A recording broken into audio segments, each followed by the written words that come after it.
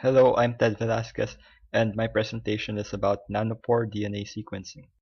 DNA sequencing is basically the reading of the DNA sequence on a molecule. DNA sequencing before is based on stopping the DNA molecule from elongating, so it's called a chain termination method developed by Fred Sanger.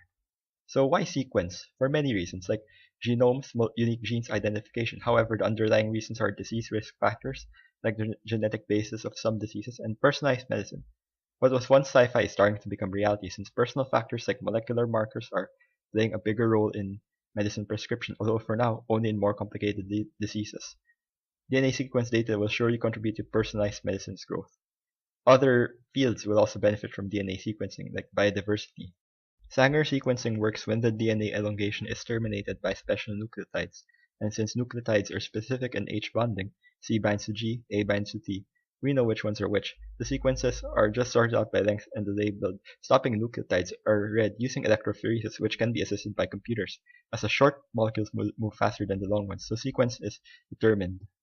Newer methods also sequence by nucleotide incorporation, but read a certain letter only when the conditions are set to incorporate the said nucleotide. So the read is based on which base is incorporated to the elongating DNA. One example is how iron-torn systems read pH during nucleotide incorporations, and since nucleotides alternate, and then the system knows which nucleotide is on the sequence. Pyrosequencing uses a similar method, but instead of detecting a pH change, it significantly differs because it detects pyrophosphate release on nucleotide incorporation. The image on the top right shows the basic schematic of nanopore sequencing. The molecule enters the pore, attracted by an electric field. Then the molecular structure causes a change in signal linked to the entering molecule. It is based on DNA being pulled like a string using voltage. The positive charge attracts the negatively charged phosphate groups of DNA. Organic or inorganic materials can be made into nanopores. In a figure from the main source, a paper by Maitra, Kim, and Dunbar. Part A shows biological nanopores, B shows a solid state one, C shows how Phi29 protein controls DNA unwinding through the nanopore, and D shows how some molecules can be used to detect certain bases. Advantages include less need for reagents, since DNA is sequenced by directly reading it, which may lower costs. Disadvantages include the rate of pass-through that must be just right in order to read.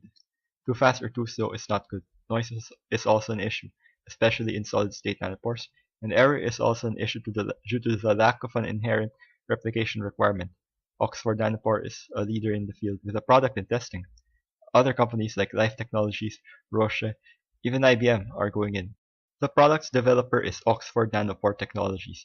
The product is the Minion, a small DNA sequencer. It will retail at less than $900 on release. It can sense DNA, proteins, and others.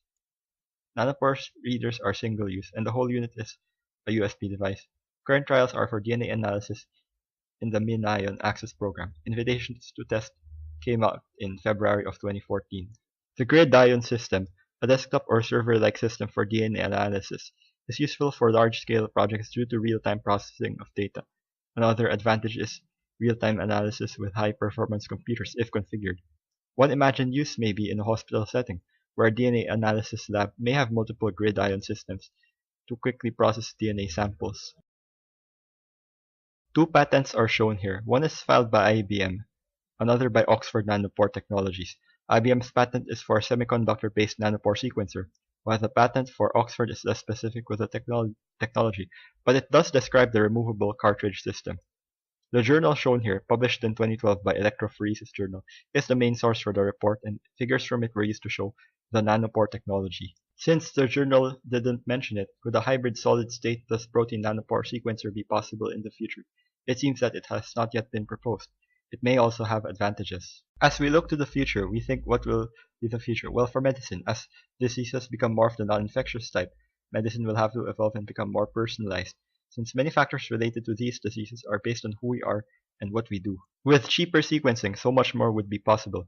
Doctors asking for family history will be made history when DNA sequencing prices drop.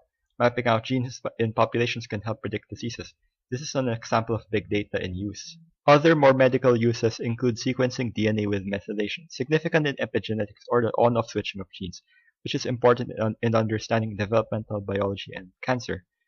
Direct sequencing of RNA and proteins is also important since mRNA is found in the transcription of DNA when the genes are expressed. And RNA is also useful in RNA interference, where RNA interferes with mRNA by binding it, thus affecting gene expression. For protein sequencing, possible uses include using the sequence to look for possible genes that coded for it. Also, protein structure studies will benefit since sequence data has improved.